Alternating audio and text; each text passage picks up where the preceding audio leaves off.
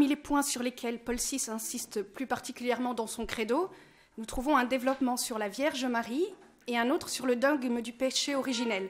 Et donc, c'est ces deux points dont nous allons parler maintenant.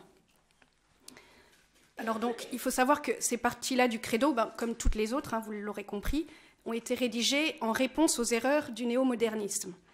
Et un exemple très criant de ces erreurs concernant la Vierge Marie, c'est justement le catéchisme des évêques hollandais, dont sœur Ursule vous a déjà parlé hier soir. Par exemple, il n'affirme pas avec certitude la virginité de la Vierge Marie. Et donc, contre ceux qui considèrent que la certitude scientifique est la seule forme valable, voire possible de la certitude, et que par conséquent, celle du dogme doit paraître ou bien comme une étape dépassée d'une pensée archaïque, ou bien comme l'expression de la volonté de puissance d'institutions survivantes. Alors ça, c'est pas de moi, c'est du cardinal Ratzinger. Et bien justement, le credo vient réaffirmer que les dogmes de la virginité de Marie, de son immaculée conception, de son Assomption, par exemple, sont des vérités de foi qui s'appuient sur la révélation.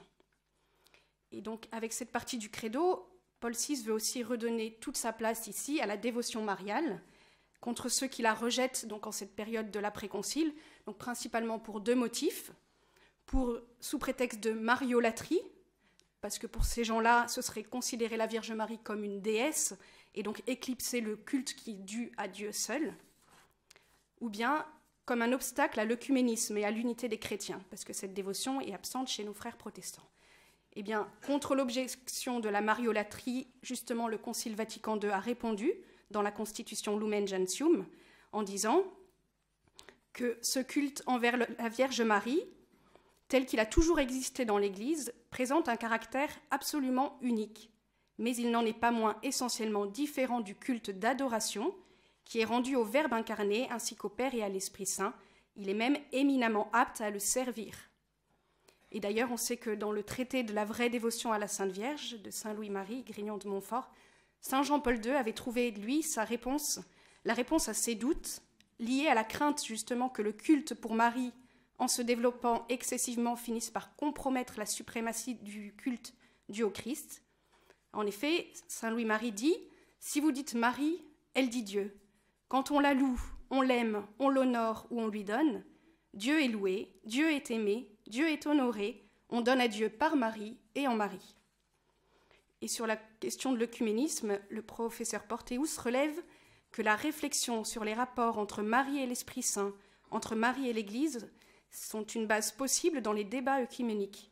Et donc, loin d'être un obstacle vers l'œcuménisme, l'amour et la dévotion des catholiques pour Marie peuvent représenter la base d'un débat œcuménique sérieux. Vous voyez, donc il n'y a aucune raison de s'arrêter là. Donc maintenant, on va dire ce que dit le credo sur la Vierge Marie, donc de Paul VI. Voilà ce qui est écrit.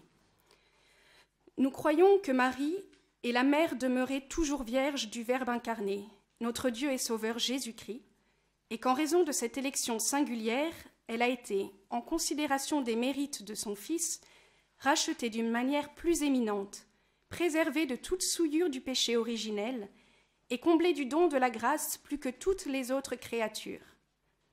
Associée par un lien étroit et indissoluble au mystère de l'incarnation et de la rédemption, la très sainte Vierge, l'Immaculée, a été, au terme de sa vie terrestre, élevée en corps et en âme à la gloire céleste et configurée à son Fils ressuscité, en anticipation du sort futur de tous les justes.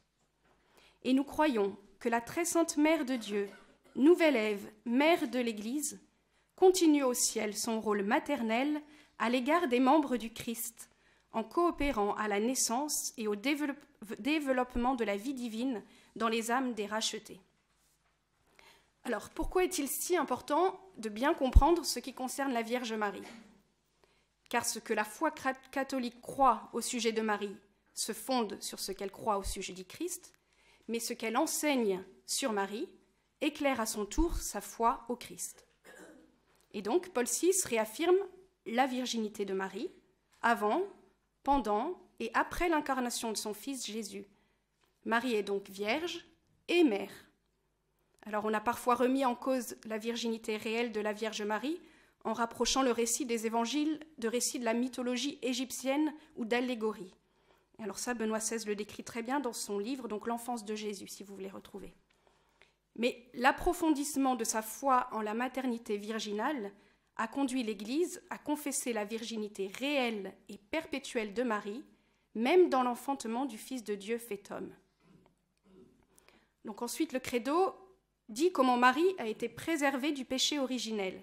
Donc c'est en vertu des mérites de son Fils.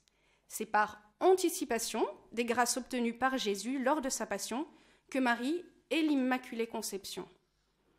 Et conçue sans péché, le cœur immaculé de Marie est demeuré sans péché, pleinement habité par l'Esprit Saint. Et ce que dit saint Paul de l'Église, il voulait se la présenter à lui-même, cette Église, resplendissante, sans tache, ni ride, ni rien de tel. Il la voulait sainte et immaculée.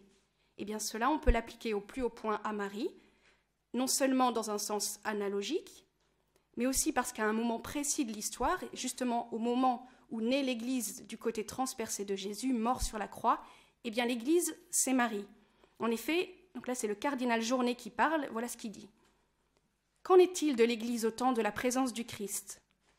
En face du Christ, qui est l'époux, il y a l'Église, qui est l'épouse, et l'Église est alors entièrement condensée dans la Vierge Marie. L'Église ne sera jamais plus sainte qu'elle ne l'a été à ce moment-là. Et cette concentration de la grâce en la Vierge donnera à l'Église naissante une certaine coloration qui fait qu'elle sera mariale. Et donc cette grâce de l'Immaculée Conception est le début d'une nouvelle étape décisive dans l'histoire de l'humanité. Vous l'aurez compris, l'Immaculée va être la mère du Rédempteur, par qui l'homme pécheur va être racheté et sanctifié. Et saint Irénée dit, par son obéissance, elle est devenue, pour elle-même et pour tout le genre humain, cause du salut. Donc Paul VI insiste ensuite sur le dogme de l'Assomption, qui a été proclamé par Pie XII en 1950. Marie, au terme de sa vie terrestre, a été élevée en âme et en corps à la gloire céleste.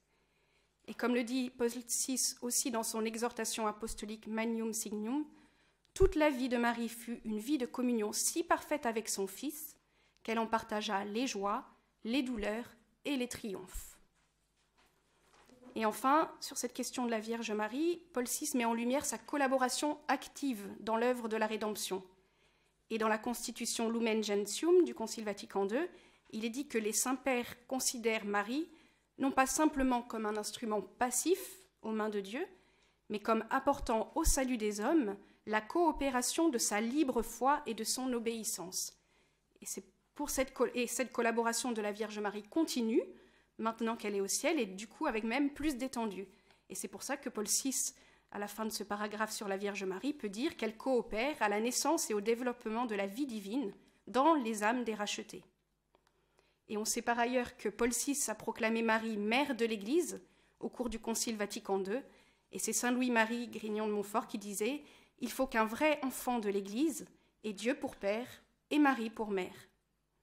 Voilà, donc admirons cette collaboration de la nouvelle Ève à la mission rédemptrice du nouvel Adam, et nous aussi participons avec Jésus et Marie au salut des âmes. Désirons devenir à notre tour des âmes co-rédemptrices, des mères pour Jésus. En effet, le cardinal Journet dit « Ceux qui, dans l'Église, prient intensément pour le salut du monde, sont destinés à être sauveurs des autres dans le Christ. Ils enfantent les membres de son corps mystique. Quiconque, dit Jésus, fait la volonté de mon Père qui est aux cieux, celui-là est pour moi un frère et une sœur et une mère. » Voilà, c'est dans ce sens-là que le cardinal Journet interprète une mère. Voilà pour la Vierge Marie. Alors on va passer maintenant au dogme du péché originel.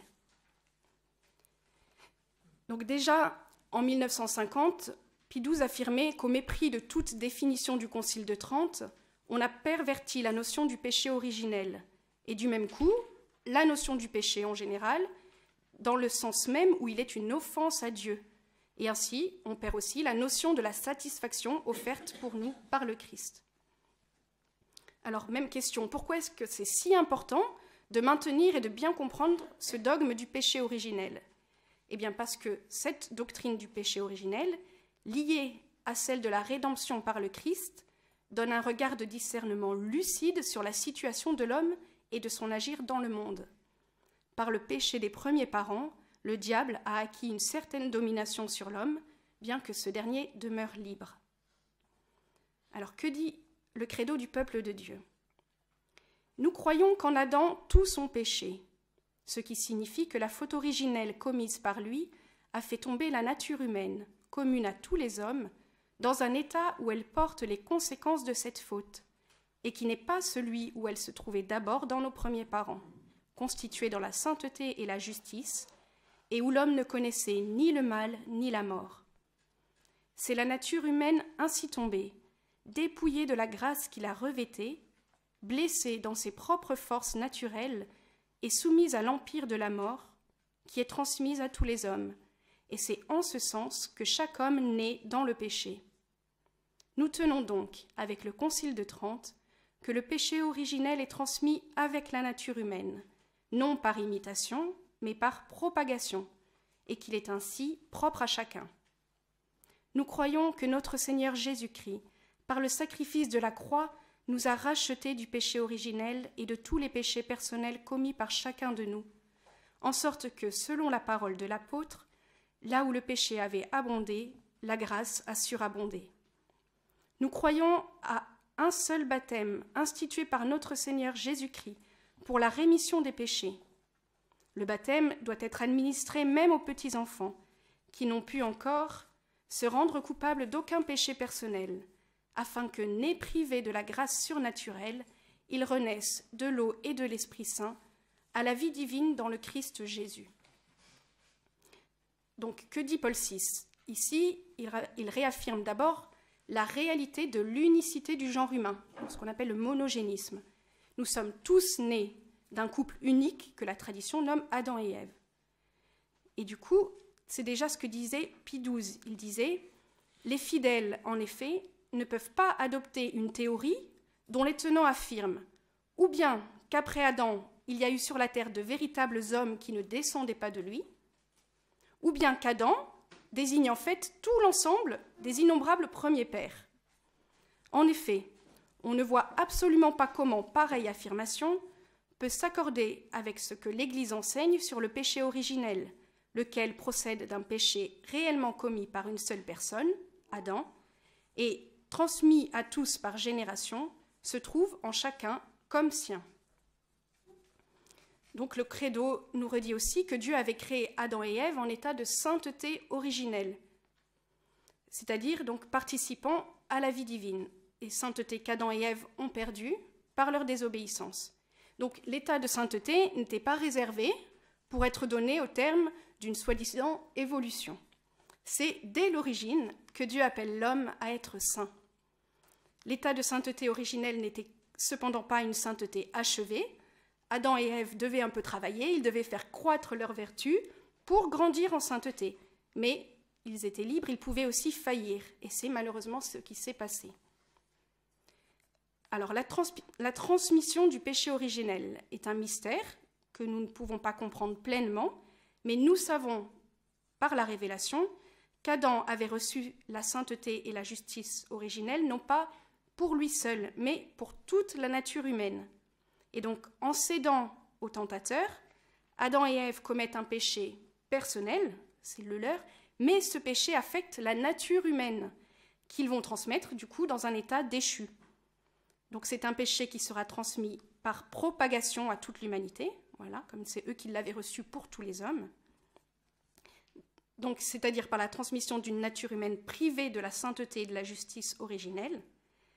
Et donc cet état n'est pas contracté par imitation. Qu'est-ce que ça veut dire? Ça veut dire que le péché originel ne vient pas sous l'influence d'une communauté humaine pervertie. Tout homme naît avec le péché originel. Et d'où l'importance du baptême des petits-enfants, comme le rappelle Paul VI, car comme nous naissons tous privés de la grâce sanctifiante, eh bien, c'est le baptême qui nous permet de la recouvrer. Donc voici finalement la bonne nouvelle. Dieu ne nous a pas laissés dans cet état déchu, nous avons un Rédempteur. Dieu nous a envoyé son Fils, qui par sa passion et sa résurrection nous obtient le pardon des péchés, originels et personnels, et ainsi nous redonne la grâce sanctifiante. Et donc la doctrine du péché originel est pour ainsi dire le revers de la bonne nouvelle que Jésus est le sauveur de tous les hommes, que tous ont besoin du salut, et que le salut offert à tous et que le salut est offert à tous grâce au Christ. Alors une question, pourquoi Dieu n'a-t-il pas empêché le premier homme de pécher? Alors avec saint Thomas d'Aquin, nous redisons, rien ne s'oppose à ce que la nature humaine ait été destinée à une fin plus haute après le péché. Dieu permet en effet que les maux se fassent pour en tirer un plus grand bien. Chantons donc avec l'exultète de la nuit de Pâques aux bienheureuses fautes qui a mérité un tel et si grand Rédempteur.